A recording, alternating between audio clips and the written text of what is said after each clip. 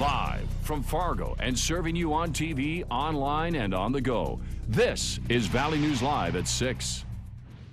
He's what makes us a family, kind of. You know, he's my best friend. I spend all my time with him. Dogs, cats, and birds can be much more than pets to people, their family.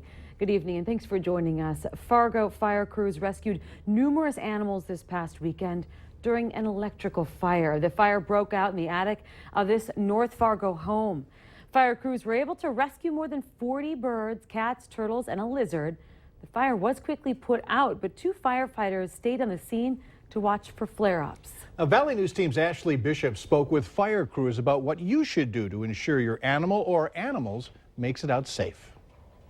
Coco is Ann Thorndall's life.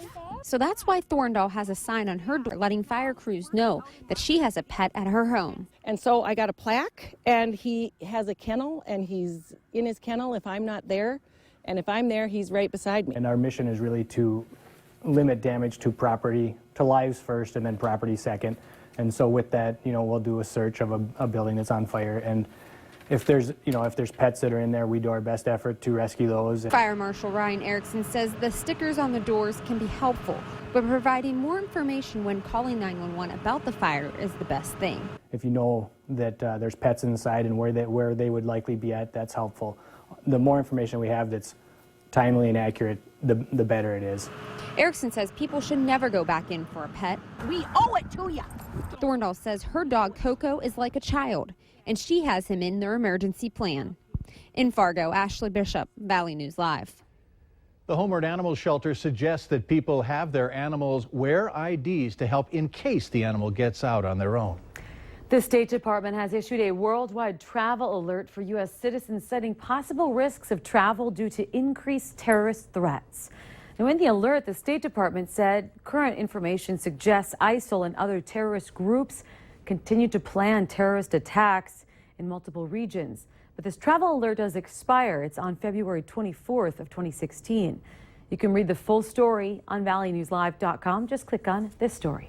Pretty decent day out there today, all things considered. I'd take this all week long. Let's find out what we can expect for tonight. Hutch? Tonight, we're looking at fairly quiet weather across the region. If you are traveling into the central Dakotas, we're seeing more cloudiness there and a few flakes or mixed precipitation possibilities into the evening. So there will be a chance for some slippery roads here and there across the valley during the overnight. Also, hit and miss flurries of snow possible in north central Minnesota near Lake of the Woods and Roseau counties this evening. Chilly as we head into the evening, but not overly so. We're still fairly mild.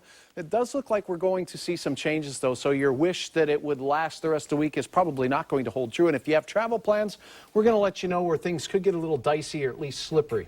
So stay tuned for that in a few moments. People are definitely going to want to know that. Thanks. Admitting Syrian refugees to the United States is front and center in political races. And today, former State Department and top Homeland Security officials teamed up to answer questions related to much criticized refugee screening processes. Valley News Team's immigration and relocation reporter Bradford Eric took part in a conference call today. It was a public relations move by the White House today to stay transparent with the refugee screening process. Former Secretary of State Madeleine Albright began by denouncing the House-passed American Safe Act of 2015. Then it was Deputy Secretary of Homeland Security Alejandro Mayorkas' turn. Mayorkas has been criticized and investigated by his own agency, accused of playing political favorites while in charge of a controversial visa program.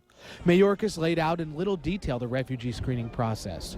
But it was the comments by FBI Director James Comey that had reporters buzzing. Yes, I think that's the challenge we're all talking about, is that we can only query against that which we have collected.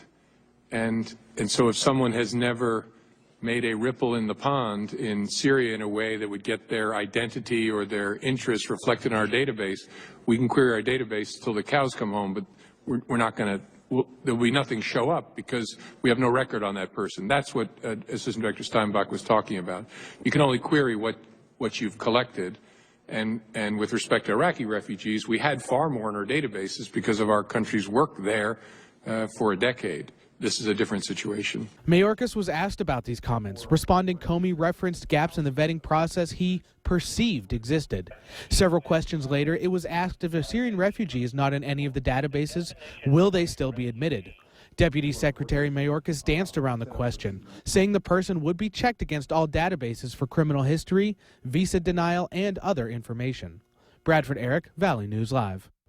The Obama administration continues to defend the screening process as the most rigorous questioning process in place today.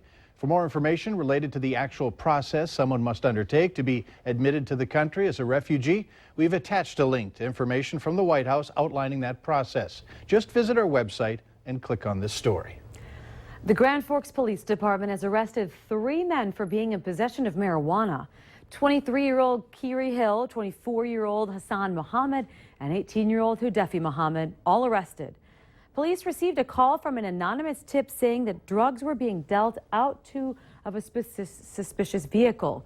All 3 were charged for possession of marijuana with intent to deliver and possession of marijuana paraphernalia. Another man is behind bars tonight after police say he crashed into a bunch of garages at a West Fargo apartment complex. 40-year-old Washington Bowman is facing charges of DUI, hit and run, endangering a vulnerable adult, and reckless endangerment. Investigators say he was driving a van yesterday with 2 non-verbal adult passengers who live in a group home. They say Bowman drove from the first crash scene that hit 2 garages at the Prairie Park Apartments in West Fargo.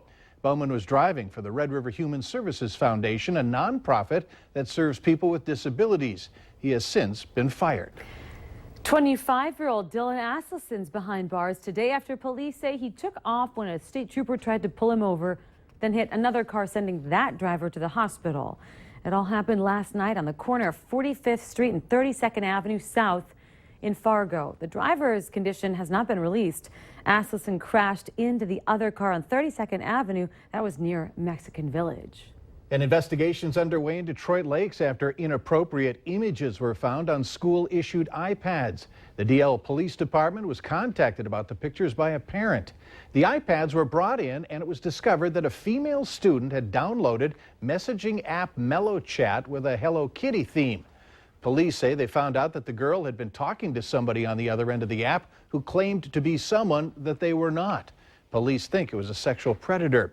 The investigation began last week, and the student involved is under the age of 18. Fargo police want people to be aware of what's going on in their neighborhood and their community. And tonight, they're sitting down with West District residents to answer questions about crime and safety. Now, the West District includes West Acres, Village West, Amber Valley, Urban Plains, Brant Crossing, and Osgood, to name a few. The meeting starts at 7 tonight at the West Acres Community Room. Police say the purpose of this is to talk about crime, safety tips, and address your concerns. For a map of the West District, head to valleynewslive.com and click on the hot button. A shortage of healthcare workers continues to be a major concern across the state of North Dakota. The last legislative session took a $124 million step in trying to solve the shortage. UND's new medical school and health sciences building is scheduled to open next summer. It will graduate larger classes of doctors and other healthcare workers who are North Dakota born and who are more likely to stay in North Dakota. And off the top of my head, something like 75% of them practice primary care in North Dakota. That's what we need.